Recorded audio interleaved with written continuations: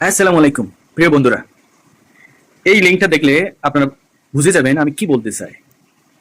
বিশেষ করে ধন্যবাদ জানাতে চাই ভারত অবস্থিত বাংলাদেশের হাই কমিশনকে।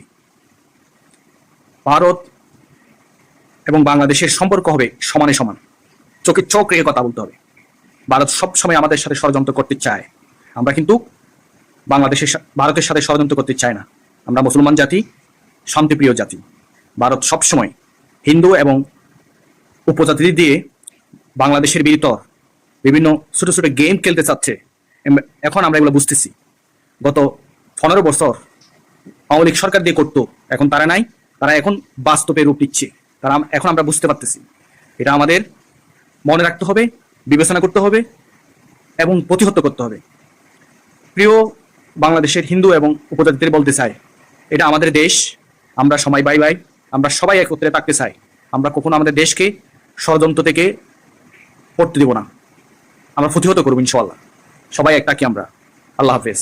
আমরা ভারতকে ঘৃণা করি, আমরা আমার দেশকে ভালোবাসি।